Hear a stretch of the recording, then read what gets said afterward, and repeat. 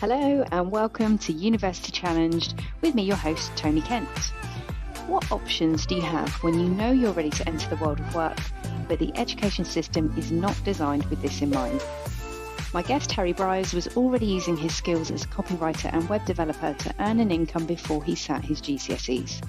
By the age of 18, he'd established himself as a talented marketing professional, moved into his first flat, and put into action a plan that would see him fulfilling his ambition to move to London. In our conversation, Harry shares how his aptitude for spotting patterns and desire to seek out interesting experiences and people has led to him being debt-free and established in his chosen career at an age when others are just graduating. He also talks about the life lessons it's vital to get under your belt early on and what educators could do to fill this gap. Hello, Harry. Hello, how are you doing? I'm good. I'm very excited that you have agreed to join me on University Challenged because I saw a post you put on LinkedIn about your career story, and I thought I definitely wanted to be able to share that with the people that listen to the podcast. Awesome. Yeah, super excited. Okay, so I know a little bit about you, but for the listeners today and the listeners to come, could you share your full name and what it is that you do today? Yeah, of course. Yeah, so my name's Harry Bryars. I work at a company called Dent Reality. I've got quite a broad remit there. So essentially, I look after all of the customer operations and all of the mapping. So I guess a little bit of background about what we do, which will make mapping make more sense, is that we are an indoor mapping platform. We essentially allow retailers to map their spaces and provide a really amazing experience to their shoppers and customers. So for example, say you're shopping at a grocery store, we can help customers find all of the items on the shopping list and hopefully discover new items along their way, make retail stores much more accessible, loads of interesting things like that. Brilliant.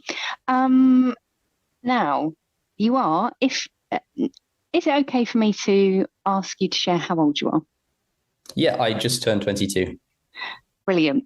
Because the career that you have now is one that perhaps not many 22-year-olds would have.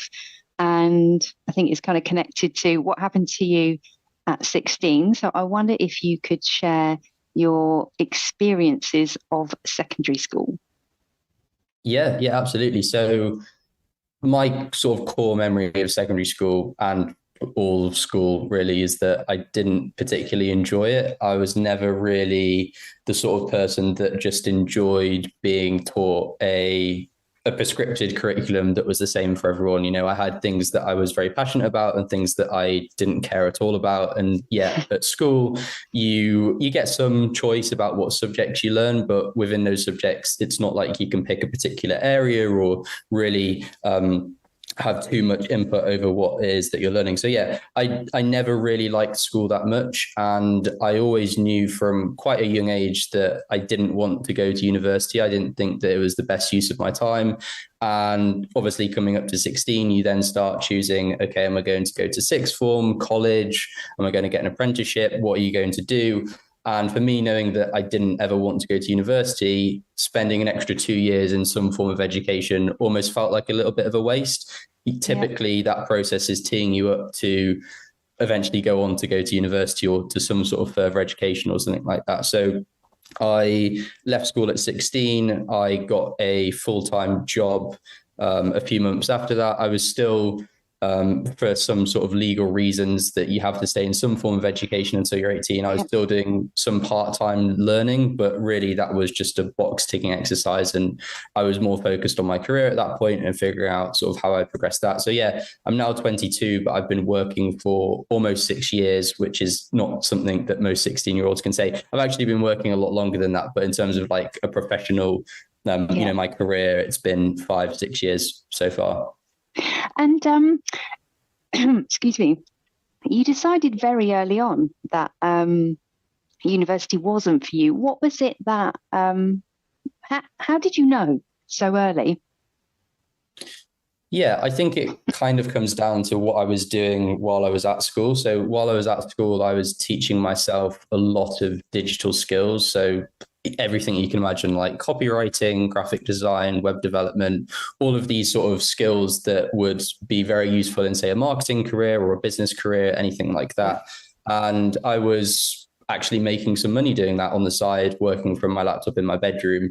And so knowing that there was the potential for me to do that, looking at, so say I was 14 or 15 at that time, knowing that I was going to have to stay in education for another 8 years, 9 years, 10 years, whatever that period would look like, really just didn't appeal to me, as opposed to taking the path of just trying to learn as much as possible and progress as much as possible in those 10 years, knowing that I would come out of it without any student debt, being in a hopefully a good position in terms of my career, having much more time to actually understand what it is that I enjoy.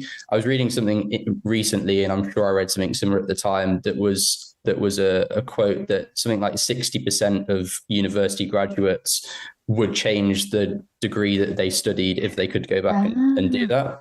And that was like a really sort of eye-opening thing for me to understand, that if you were to, I feel like if you were to separate the university experience, shall we say, going and, moving out at 18, going and partying, living with your friends, all of that side of it, if you were to separate that from the educational side of, okay, I'm actually paying an institution to learn something here. If you were to separate those two things, I don't think that people would have the same opinion of them both. I can see the appeal of the lifestyle side of it, but from an education perspective, knowing that, I mean, this is just according to one thing that I read, 60% of people would change what they studied if they could. That's like a really big eye opener to me, that if I'm going to stay in education for 2 years at sixth form and then another 3, 4, 5, 6, whatever years at university, I want to know that I'm doing that because I really know what I want to be doing at the end of it. And I didn't know what I wanted to be doing. I knew sort of the skill set that I had and where I thought that could go. But in terms of like betting that 8, 9, 10 years of my life and all the money that goes into that and all the time that goes into that on, I'm going to come out of this and really enjoy architecture or accounting or economics or being a math teacher or whatever those things could have been. I was never really that confident of that. I left school at 16 and sort of have been in the world of working ever since. And it's something that we spoke about when we were sort of doing the prep for the episode, because we do a little bit of prep. You spoke to me about being sat in an English class whilst at the same time you were already earning money writing web copy. And that was fascinating to me. How did you how did you feel being sat in a lesson taught this is English, whilst at the same time you understood the business applications of English language and how to monetize that? Yeah, that's a really, really interesting thought. And it's sort of, at the time I was going for a broader realization, shall we say, that a lot of the things that you learn aren't directly applicable to the skills that you'll end up using. So for example, if you to look at the English education path of studying English at school and then going on to study English or journalism or anything like that, realistically, most people that are reading copy online, whether that's an article, a blog, a product page, whatever that is, a social media description, they have the reading age of a normal person, right? And so in my head, having the writing age of a normal person or the writing ability of a normal person was all that was enough. And that really came to fruition when I started doing freelance copywriting, making relatively decent money, just writing random articles about honestly nonsense, but, just like, or everything you can think of that I was writing about. At the same time, I was doing really, really poorly in English class. I had really bad spelling, really bad grammar, not very good at constructing thoughts in a readable way, or at least that's what I was being told. I just didn't have any passion for it. I didn't really enjoy reading literature or anything like that. Yet I would go home and I would be making £50 in an evening just writing some articles that the person that was paying for them was super, super happy with. And they thought that the fact that I was a native English speaker was pretty much all the qualification that I needed. And so that was just one example of many of where, as I've gone through the sort of high school time and been taught various different things, I've had a slightly different view of how useful those things are in terms of being practically applied to what I was doing outside of school. But yeah, the copywriting thing is quite funny. Yeah. And was there any expectation from your teacher? So when it came to doing post 16 and at school, I know there is that you are told this path, you must do GCSEs, then you must do some form of education. What was the expectation from your teachers and parents, and what guidance did they offer you? Yeah, I think the sort of core principle of any school and the metric that they benchmark themselves on is how successful academically their pupils are. They'll, being a college, they'll tell you, or even being a high school, they'll sort of quote how many percentage of pupils achieve X grade, and colleges will do the same, and universities will do the same. They'll never say how fulfilled are those people studying there, or how much money do they go on to make. Maybe they do with universities, but it's not something that a high school really focuses on. All the high school focuses on is churning you into the next funnel of being a sixth form student or a college student. And so there was always the expectation of someone that was relatively achieving on the academic side, that naturally I'm going to go on to sixth form and then I'm going to go on to university. The same for my family. My family had a little bit more of an insight knowing all of the stuff I was doing outside of school. So I think they were more of, welcoming to the idea that sixth form or university wasn't for me. But from a school perspective, it was definitely what are you going to be studying at sixth form? It wasn't, are you going to go to sixth form? What do you want to do further on? And I remember, I think I told you that I sat down for parents' evening with my maths teacher, and she asked me, this was at the time when you go through the process of selecting what you're going to be studying. She asked me, so Harry, are you going to study just maths or further maths as well? And at that point, I'd already decided and made the decision that I was going to leave school, and told her that. And she was quite surprised, because presumably in her head, those are the only two options, right? Someone who's good at maths is either going to study double maths or just maths. And there's no way that they're going to drop out of school. But at the time that I left school, I hadn't secured any job or really had any concrete direction, other than I know that this is the right path for me. So yeah, I just think the whole, at least at the time, my school anyway was definitely set up in a funnel of, you go from high school to sixth form to university, and they do that because they can then get more pupils by saying, look at all these high achieving results that we have. Yeah. And so what did you see your path as being? So you didn't have a job as you left school, but you obviously had an idea in your mind of maybe what you wanted out of life, or what might be next. What did that look like? Yeah, so at the time, most of the skills that I had sort of self-learned or had been interested in learning pretty much all revolved around marketing. It's one of the few areas that I see that the practical side is much more important than the theory. If you're studying a law degree, that's all about the theory, or, there's a lot of theory that you have to learn there. Whereas a marketing career is something that you can have a decent starting point and just get incrementally better and better. So leaving school, that was what I was looking for, really. I was looking for an entry-level marketing job, and that's what I ended up getting. So I left school probably June, July, whenever exams finish. I had the summer to continue working on my own projects and just enjoying the summer. And then by the time that it was November, December, that's when I then started my full-time job. And that was as a marketing, sort of entry-level marketing role, where I learned pretty much the full spectrum of what you might consider marketing, which was a really good starting point, I think. And so how did you get that job? Yeah, interesting. I don't remember exactly. I'm sure that the way I approached it was probably load up some jobs website like Indeed or something, and start searching and seeing what was interesting. Living where I grew up, just outside of York, I didn't have very many options. It was quite a big commute into the city of York itself, and even within York, there wasn't much opportunity compared to now living in London. Obviously, it's a huge city. There's just much more going on.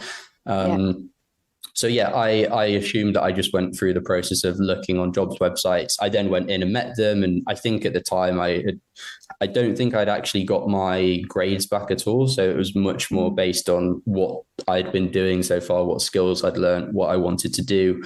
But yeah, that was a really, I think, great first job for me, but I always knew that it wasn't what I wanted to be doing forever. And I quite quickly sort of knew that wasn't what I was going to be doing in 5 years' time, say. Yeah. And you went to them at 16, just after 16, with a portfolio already because you were working at school. Yeah, exactly that. So I could, at 16 or 14 or 15 or whatever, I could have said, this is the work that I've done. These are the skills that I've got. This is what I think I can do for you, as opposed to really, going into it cold of your first job, of not having any background. It's more, I'm willing to learn sort of thing. It wasn't just that. It was, I've already done some learning and this is what I've learned. And this is why I think I'm a good fit. And where did you go from that first job then? How do you get from York, just outside York, to London, and from that first job to where you are today? Yeah, so I always wanted to move to London. That was like growing up in a small town. That was always like the thing for me to focus on, and my goal.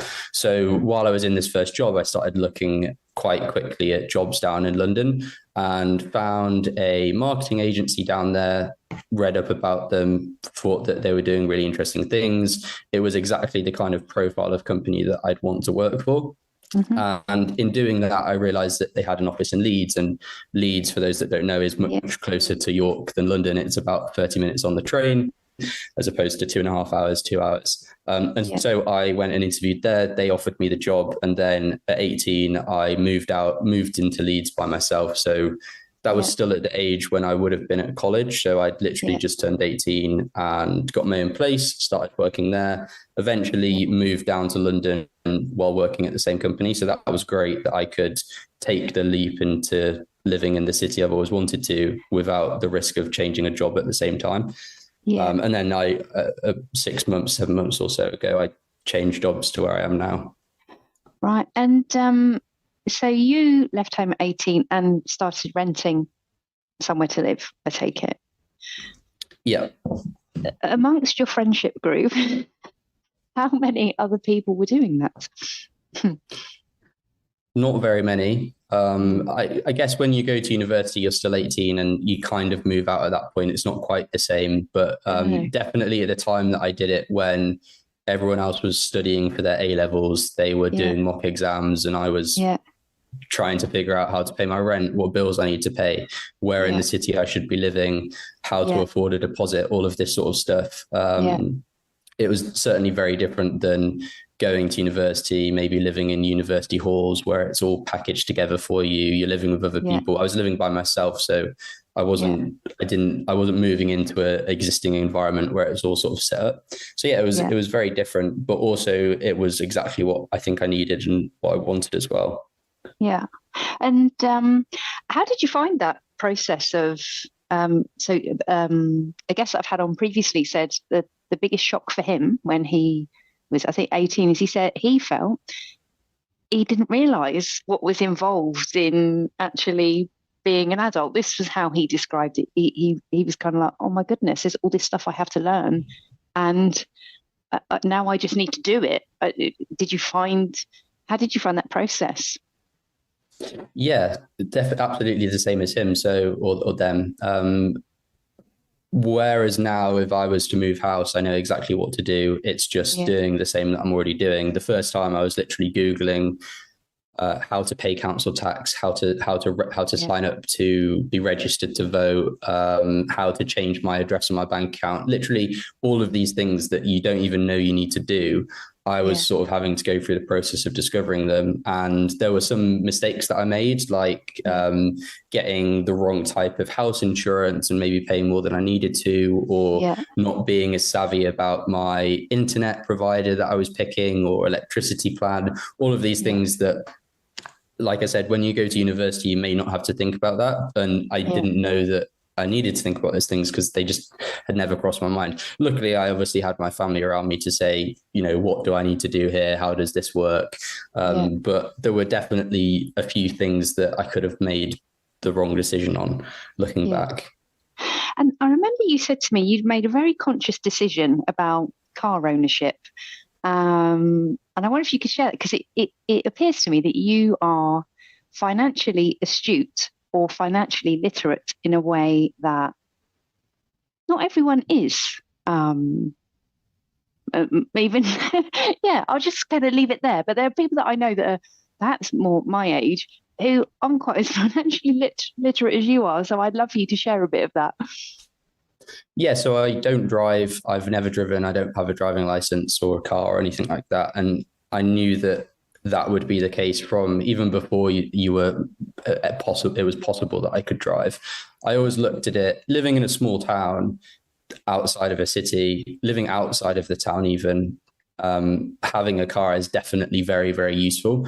But the way that I looked at it was that most of the people that get cars, that car is a significant overinvestment in something. So say a car costs a starter car. I don't know because I obviously didn't have one, but say it costs a few £1,000s. For most people who are 16, 17, that is all the money that they have in the world. And they're choosing to place it in something that gets them from A to B. Well, knowing that I always wanted to live in a big city like London, where I think that having a car is actually a disadvantage in terms of right now where I live and where I travel to. If I was having to figure out where to park and how to get there through all the traffic, it just wouldn't be worth it. So I knew that I would rather save all of that money and just go through the pain of taking public transport. So for my first job, for example, I was commuting an hour and a half each way. That could have been a 30-minute car ride, but that 30-minute car ride would have cost me, I don't know, if you factor in like the cost of the car and the insurance and the petrol, maybe £10 a day.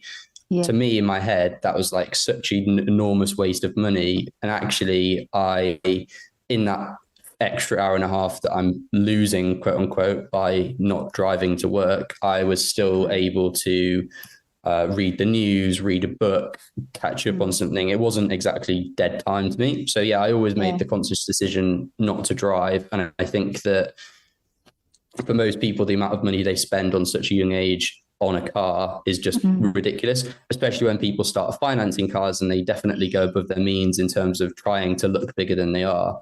They'll very quickly realize that they've just wasted all of that money. So driving wasn't for me. And it feels like there's like you're really I guess confident in your own skin and in your own abilities, like acknowledging that this educational path that we're told is the best wasn't right for you, and you could challenge that and create a career path that worked for you. And then there is this, I'm living with it at the moment. My daughter will be 17 next year. And they all talk about, right, who's going to drive first? Who's going to have a car first? So it's definitely become just something that is expected. And you're challenging that, saying, well, actually, what a waste of money, or you don't have to do things that way. Where do you think that kind of comes from? Yeah, I think with all of these things, there's definitely an element of, I don't know if I'd say peer pressure, but definitely thinking like you have to do something because that's the status quo. That's just what's expected of you. So I remember like going out to a club and I used to use my passport for ID and people would be like, you don't have a driving license. The way that I would look at it is, yeah, but I have all of this money that you don't have because you're spending all this money on a car. I just never really cared about the way that people saw what was expected. The same with going to university, right? Lots of people will look down on me for not having even a level qualification. But the way that I look at it is that I've had all this time to not only get ahead in my career, but save up all that money and not have any student debt. So to me, that is a massive win. Whereas to other people, it's more of the their expectation is just quite a bit different. So through education or owning a car or probably all of the other outside perspective weird things that I do, I just don't care what those people think because it's just the way that I want to do it. And that's I'm happy with that. And it's great that, as you say, you're living in London and you've managed to advance your career.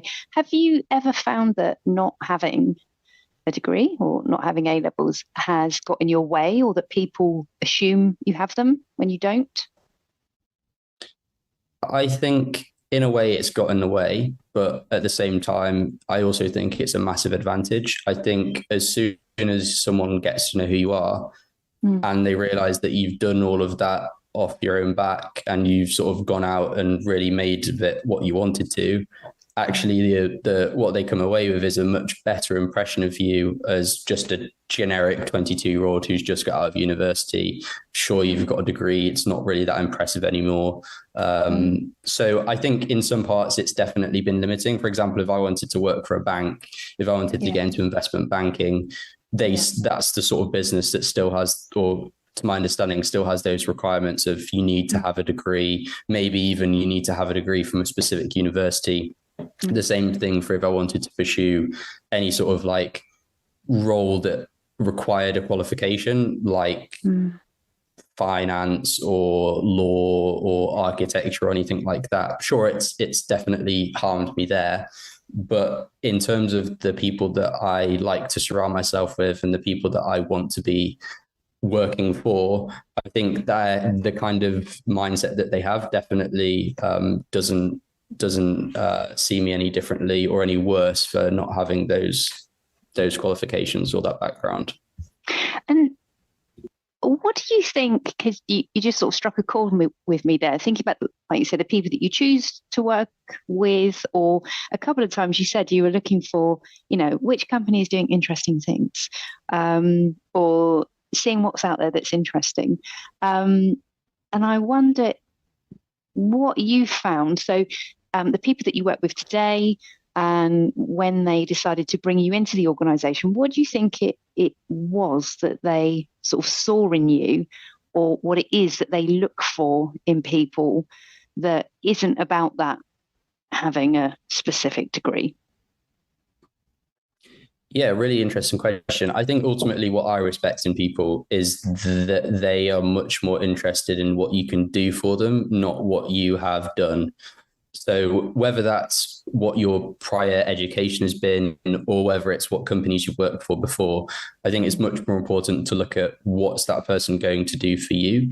There's plenty of examples that I know of where people have worked for or have studied at prestigious universities and actually they're just not very good at the job that they've trained in. Even the same thing for where they've worked before, the people that have worked at huge companies that really in your head, you associate that company with hiring the best talent and you just assume that they are the same thing. And you find out that that's not the case for everyone. So I'm much more interested in working with people and for people that have that mindset of, if you can do good things for me, that's what I'm looking for, as opposed to caring too much about where you've come from or what you've learned or what you've done before.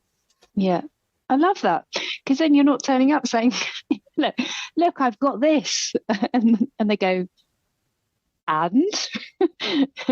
Well, but what can you bring to me? So I think that just is like, it just sums it up really brilliantly. What do you think if, like, you were speaking to a young person, who's saying, oh God, I'm doing my GCSEs, I don't think, or I know I don't want to go to university. How do I approach the next phase of my life? What advice would you give to young people that are looking to maybe follow a path like yours? I think probably the most important thing that really anyone should do, whether they're leaving school at 16 or they've got a PhD, is try and speak to as many people as possible who are doing the things that they want to do or that they think they want to do. Try and figure out what they did to get there, what advice they would have. I mean, you can go and sort of like craft your own path, like I have a little bit, but there's so much value in speaking to someone who's been there and done it and figuring out what mistakes they made, what they would avoid, what they would advise you to do. I would never just blindly follow anyone's advice, but when you're speaking to a lot of people, patterns will emerge. And those are the things that I would be really interested in. It's really difficult to know what you want to do when you're so young. And so I went through for a few years a really sort of like, I wouldn't say I struggled, but I really put a lot of thought into, okay, well, with this skill set that I have, or the skill set that I think I have, there's maybe 10 different careers that I could pursue. So I went out there and tried to speak to people doing those different things to figure out, okay, what has your path looked like? Also, quite interestingly, what does your salary progression look like? That's something that for me has always been really important and is definitely gate kept a little bit in terms of it's very hard to figure out even if you're looking at, say, a very marketing specific career, like being a marketing analyst versus a business analyst, the career potential there will be huge, or the difference in the potential will be huge. And knowing which is the right path, I think, is really important as early on as you can. So my advice is just to try and speak to as many people as you can. Go out of your comfort zone, just try and punch above your weight, email someone that you've always wanted to speak to. You'd probably be surprised about how many people are willing to offer advice, and keep doing that throughout your entire career, because things change. Obviously, the people that are leading those spaces change, their background changes, the paths into those careers change as well. But definitely, I think the most important thing is trying to get as much advice as possible from a big range of people. Brilliant. I love that thing about what does a salary progression look like, because I don't see that anywhere, really. It could be like, well, if you're going to pursue blah, you might earn this when you graduate. But there's nothing about, you say, what is the bigger, longer term picture? The next question that I had for you is, this is because I knew you'd have a great opinion on this, is what do you think the education system could do better to support young people? I think that's probably, I think, because I think some of the things that you've spoken about that you learned by doing, it doesn't matter if you're going to go to uni or not go to uni, it would have been useful to be taught that sooner, do you think? Yeah, absolutely. I think in terms of what would it be useful to be taught sooner rather than having to go out and learn the hard way, or never learn at all, in the worst case, is anything practical about your life, from finances, taxes, investments, anything all the way through to, like, I don't know exactly how they would teach this in school, but just general life skills of, like, how do you clean your oven or do your washing properly, like all of these things that your parents definitely teach you, but there's definitely a lot that's left for you to learn by yourself. And that's probably a less important example than something like personal finance, where lots of people go out, like I said, and finance a car or rent a property that's too expensive, or go out drinking too much, or just aren't financially responsible. And having that learning earlier on sets you up for a drastically different life. If you put the same person earning the same amount throughout their entire career, two of them in a room, one of them goes out and irresponsibly spends money, and the other is much more reserved, still enjoys their life, but definitely knows where the line is, they're going to have a drastically different life in 10, 15, 20 years. And in terms of, maybe it's different at college and university, but definitely at the point that I left school, that was not taught at all. And I think the reason for that isn't just the curriculum, it's that the people teaching it also aren't set up that way themselves. One thing that I always think is really important when it comes to any kind of educational learning is learning it from the people that you would want to be in their position, the people that have been there and done that, not that the people who've just learn a curriculum off by heart and they're reciting a presentation that the rest of their department floats around. It's the people that are speaking from real experience, are still experiencing those things, still their thoughts are still relevant and evolving with the times. But yeah, definitely in terms of what's missing, I think it's that practical element of how do you just put yourself in the best possible position to succeed in life in a way that isn't related solely to what you know educationally. It's more about the practical skills. Yeah, that's fantastic. And I think I remember my first hard lesson about APR. Only happened once with a credit card, but I never forgot that lesson. But had I known it in advance, I might not have spent so much money in New Look at the time it was. But I see it coming now with all of those like Payday or those apps, is it? Well, Yeah, buy now, pay later. I think that's actually a perfect example where I really dislike buy now, pay later things because they definitely promote poor spending habits. I was actually on Deliveroo the other day ordering some dinner, and you can pay for your Deliveroo in installments. And that kind of just made me realize that it's just almost so messed up that people think that that's the best way to spend their money, that they should be spending, the little money that they supposedly have on something that's massively overinflated in terms of cost. That if you had a real good understanding of how that actually impacts your finances, you may not make the same decision. So great point about things like APR and spreading payments and stuff like that. Yeah. And finally, if it's not, I don't want to ask you to share anything that's not been publicly shared yet, but what do you think might be next for you? Have you got a sense of, because there's a lot of long-term planning and thinking in here. Is there anything? Yeah, I have a really good idea of what's next for me. I don't want to say because I don't want to jinx it, but what I would say, coming back to what do I think is important for people just starting in their career, if at any point you don't know what's next, and more importantly, what you're going to do to get there, that should be your number one priority. You're not going to get to where you want to be if you don't know where that is or how you need to get there. It's not going to happen organically, or it's very unlikely, and it's going to take much longer than if you actually go out there and try and not in a calculated way, but have some idea of, okay, these are the things that I need to do. These are the things that I need to learn. I want to go to my boss and be able to say this at the end of the year because this is what I want to happen. Or I want to go to my new boss, my next boss, whoever that may be, and say, these are all the things I've done. This is why I'm deserving of a job here.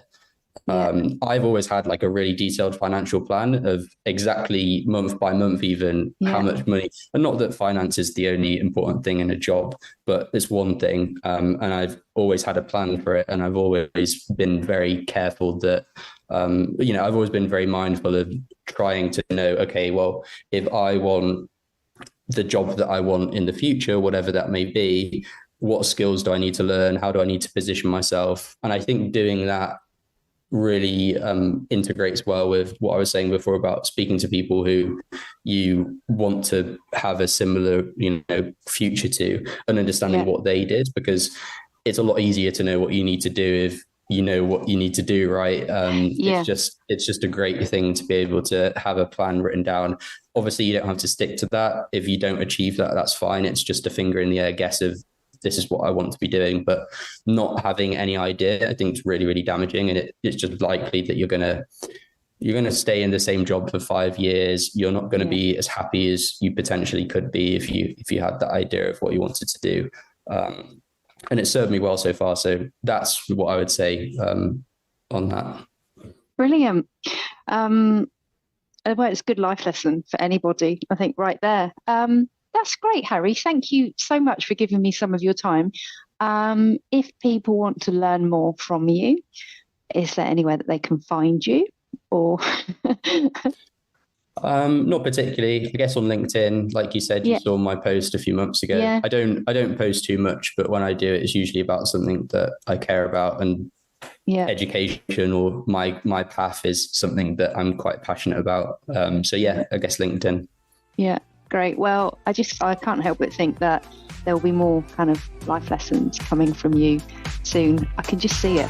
I think more young people need to hear what it is that you've learned so far. So I really appreciate your time. Thank you, Harry. Likewise, I appreciate your time as well. Okay.